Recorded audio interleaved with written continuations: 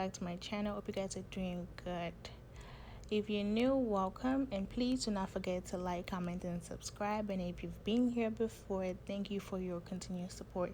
So for this video, I'm going to be showing you how I do the short distress locks. So my client showed me a picture that she doesn't want it to be as messy as I usually make them. So she wanted it to be somewhat similar to the picture, and that is what I'm going to be doing for her. So usually I'm going to show you how I prep my hair, but I just did not want this video to be as long as my other ones. So for this one, I am going to be, you're probably just going to watch me work and all that stuff. So I will just background information. I'm going to be using 1.5 strands to start wrapping, and I'm going to use 2 strands to continue wrapping until I get to the end. So since I'm doing short, usually I only need about 1.5 to start wrapping, and then 2 strands to finish. Probably like 3.5 strands, but usually I've used 1 strand to start wrapping, and I've also used 2 strands to finish. So you can either use between 3 to 4 for this length that I'm going for right now. So usually there's enough for bob, and there's also enough for this short length. And I'm also doing a free part and a regular size. So no box, no circle, no nothing, just free part like I do in my other videos. Also, before I get start wrapping, people have asked me, do you have to use extension to braid your hair before you start wrapping, or can you do it in your natural hair? Yes, you do not have to. Sorry, I say yes. Well, you don't have to braid your client's hair with extensions. You can do exactly what I'm doing right now. I usually use extension when I feel like my client has like her hair is like short on like certain part.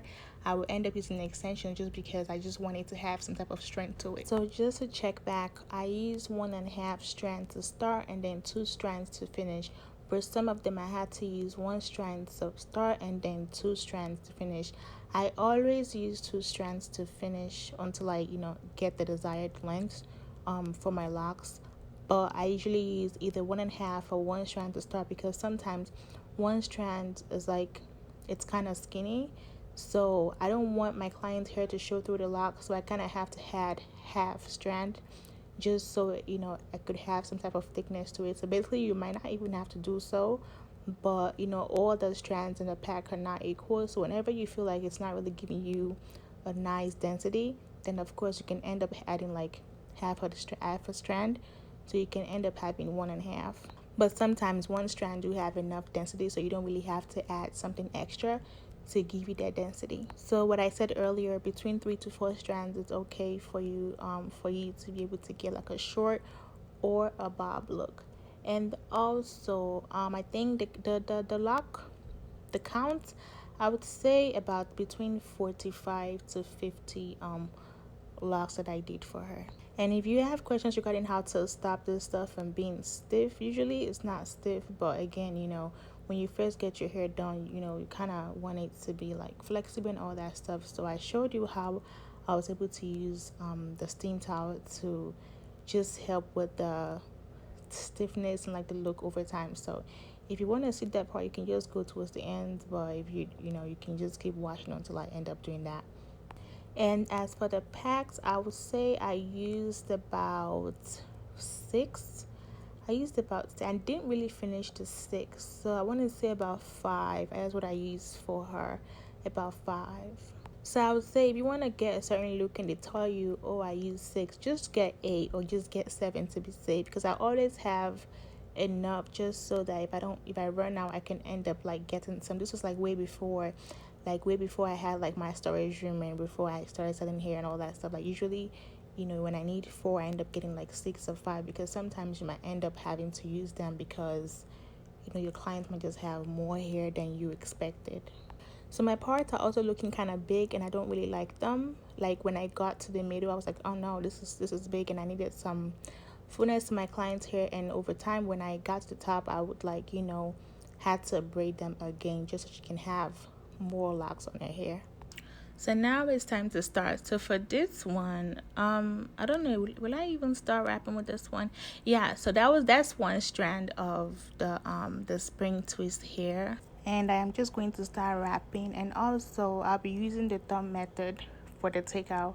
And you don't need to have long nails for you to be able to do this part, because somebody asked me and I was just making sure, just so you don't have to go and get your nails done or wait for your nails to get longer for you to be able to do this style, because you can do it with either long or even shorter one, doesn't really matter. And I was able to like zoom like towards the middle of the video to show you how short my nails are right now, just so you can see that it's also possible for you to do them long or short. So I also show you again how you're able to wrap your seal the ends of your locks, which means when you get towards the ends, all you have to do is just wrap back up and then just rub with your palm, and then you are good to go. And the reason why I do start with one strand or the 1.5 strand is because I wanted to have this nice